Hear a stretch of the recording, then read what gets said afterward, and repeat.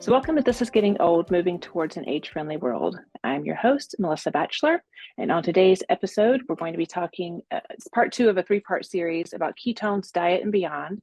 So different lifestyle things that you can do for healthy brain aging and Alzheimer's prevention. And I'm joined today by Dr. Mary Newport, who's written a book called Clearly Keto, which I have here. And we'll have a link to this in the discussion on my website, melissabphd.com, for this episode. So welcome, Dr. Newport. How are you? I'm great, Melissa. Thank you for having me on. Really appreciate it.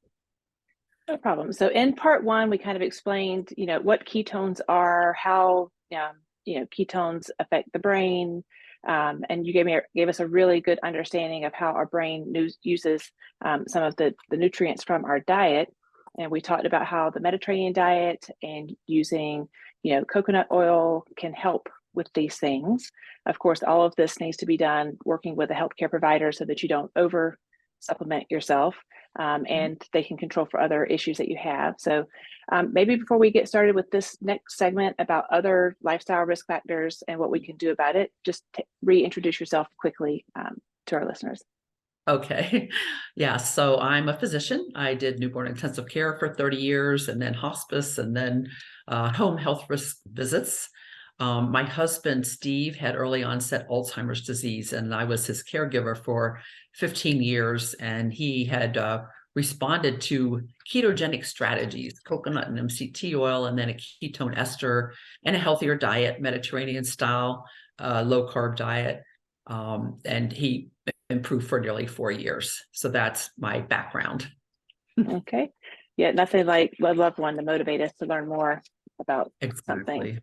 For anyone that wants to learn more about the Mediterranean diet, George Washington University does have a culinary medicine institute that teaches the health versus food, teaches people how to cook and to kind of develop a Mediterranean diet, develop that skill set.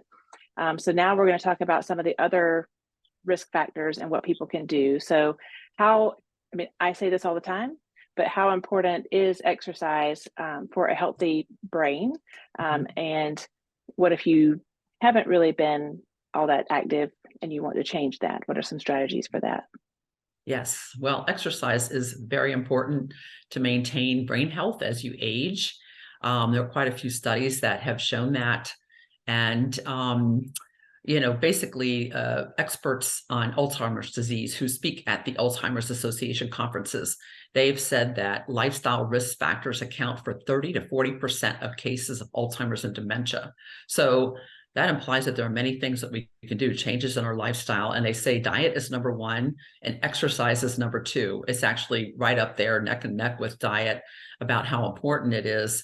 Our lifestyle here in the US, many people, tends to be more sedentary than it was in years past, when people didn't have cars and to get them places and didn't have TV to spend hours and hours watching. So many people have become quite sedentary and really have not incorporated any type of physical activity into their lives. So as we age, it's just very important to start thinking about exercise if we haven't been doing it.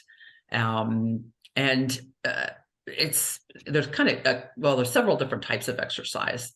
So aerobic exercise, a lot of people are familiar with, and this can be something as simple as walking.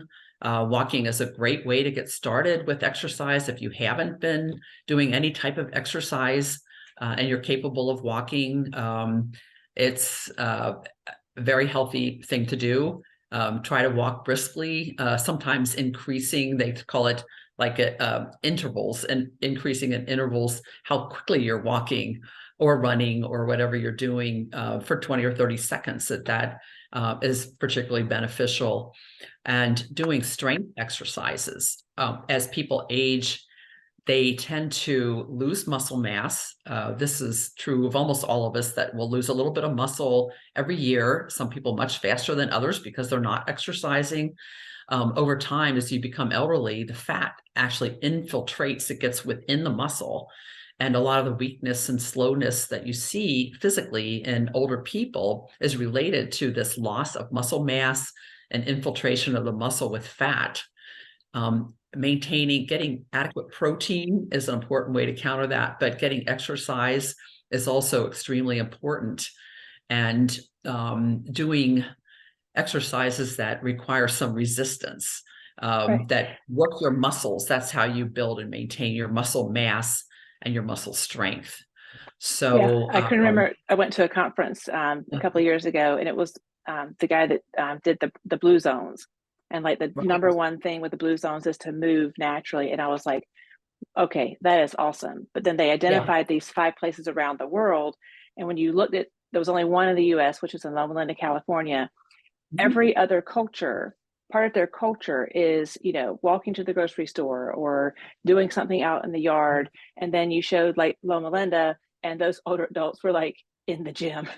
And I was like, Yes. it just shows that stark cultural contrast. And, Mhm. it really is as simple as, going for a walk and being sure that Mhm. you're, lifting something or doing squats. Like, you don't have to be part of a gym. No. It's really looking at very Yeah. basic, exercises that you learned in PE as a kid, Mhm. depending on how old you are. But Mhm. they really do make a difference. Um, so Yeah. the next thing that you recommend is, getting enough sleep. So what are some things that people can do?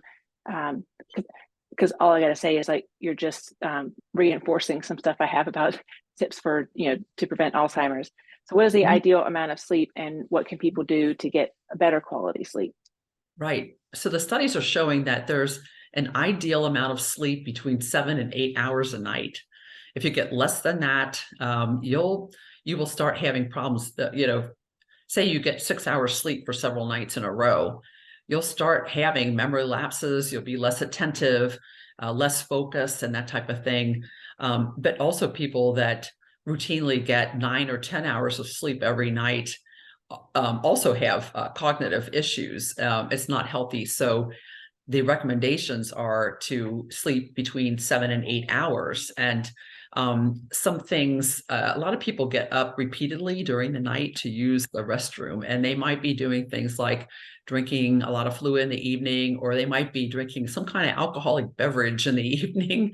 A lot of people will have a highball, or they'll have beer, and alcohol is diuretic. It stimulates you to produce extra fluid, and if you're doing that in the evening, it might be a good idea to cut that out at several hours at least, before 4 or 5 hours maybe before you try to go to sleep.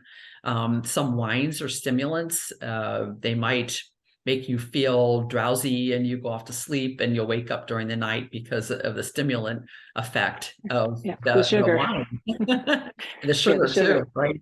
Yes, the Hmm. sugar.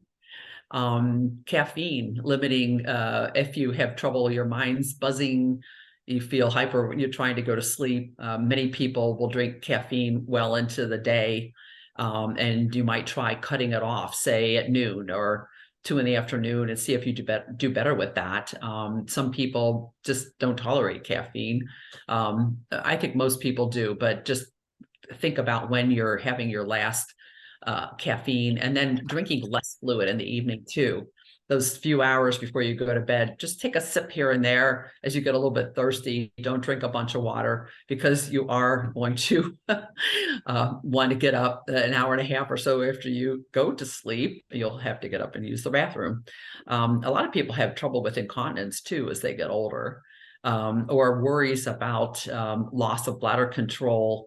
Um, Men have enlarged prostates. The urine may not empty very well from their bladder, um, and it's very common for medication to be prescribed, for example, that will help with bladder control, but some of those may actually not be so great for sleep. We can talk about that in a little bit when we Yeah, talk about that's some another. medications, I think. Yeah.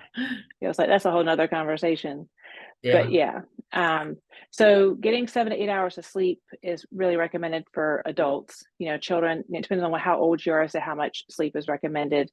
Mhm. But I agree, 7 to 8 hours. And there's a whole thing called sleep hygiene, that I just made myself a note to be sure to, include a link, um, because those are other like non-pharmacological strategies, and a lot of you just mentioned. And so now let's kind of talk about some of the other lifestyle risk factors that are within our power to change, or at least work with our healthcare providers to keep under control. Yeah, so one of them that I just started to mention was medications. So there are a whole group of medications in many classifications. These are prescriptions, these are over-the-counter medications that are anticholinergic. And why that's important is because in people with Alzheimer's disease, there is a neurotransmitter, a brain chemical called acetylcholine that is it's involved with learning and memory. It has many other functions, but it's very important to learning and memory. And it becomes deficient in people that have Alzheimer's disease, and sometimes, with aging too. So when you take so this is acetylcholine. So you take an anticholinergic medication, it actually lowers levels of acetylcholine. And if somebody has Alzheimer's, for example, it's already low and you're lowering it potentially even more. The medications, most of the approved medications for Alzheimer's try to increase acetylcholine. So if you're taking an anticholinergic medication at the same time that you're taking a medication to try to increase acetylcholine, you're doing yourself a big disservice. And these medications. That's called a medication interaction. So this is why it's important to make sure you take your whole list, of medications to your provider. We call that the brown bag approach, and to make sure that your pharmacist is checking for those medication interactions. So, and medical providers need to think about this too, because they're prescribing these medications. When I did hospice and home health risk assessments, there are people taking Aricept, Exelon to try to increase acetylcholine, but they're also being prescribed something for bladder control. So some medications for bladder control. There's a couple different types of anti-diarrhea medications. One of them is anticholinergic, one isn't. So you want to look for one that's not. A lot of sleep aids, Benadryl, which is an antihistamine, but a lot of people use it for sleep. Diphenhydramine is Benadryl. Which, by the way, just to point this out again too, that's if you're taking a Tylenol PM, an Advil PM, that's a Benadryl, and for people over 65, that's not recommended, and it's part of the Beers criteria. Right. So Benadryl, making sure that you're not taking opposing medications. And NyQuil has one called doxylamine that's also separately available as a sleep aid, and that one is also anticholinergic. There are a lot of decongestants that are anticholinergic. There are antidepressants, antipsychotics can be a problem.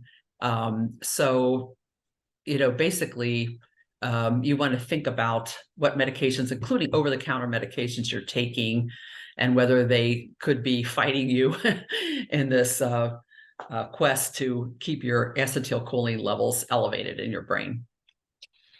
Right. Okay. So we need people to be working with their providers, to be looking for medication interactions, not always looking to, the Tylenol PMs of the world to help you get to sleep, but doing more along the lines of sleep hygiene. So I'll include a link to the sleep hygiene, how to do a brown bag visit with your healthcare providers, and a link to the Beers criteria so they can get an idea of other medications that might impact brain. So again, just wanted to recommend your book, Clearly Keto, and I'll have a link to this in the description for this episode and on my website, melissabphd.com. And your website is coconutketones.com if people want to learn more and connect with you and the different resources that you've developed. And your email is ketones08@gmail.com. So this is part 2 of a 3-part series. So join us the next time for the next episode, where we're going to be talking about other things to avoid for a healthy diet. So thank you so much. Thank you. Thank you for tuning in to This is Getting Old, Moving Towards an Age-Friendly World. I'm your host, Melissa Batchelor, and if you'd like to learn more, you can check out my other episodes on my YouTube channel by subscribing and ringing the bell to get immediate notifications when new content comes out. In addition, you can also find the audio version of the podcast on Amazon Music, Spotify, iTunes, and Stitcher. Please feel free to leave an honest review because more reviews mean more awareness of the podcast and helps us move towards an age-friendly world. If you have a comment or a question, you can visit my website, melissabphd.com. Go to the Contact Melissa tab, and you can leave me a voice message. You never know, it might just include your question or your comment in an upcoming episode.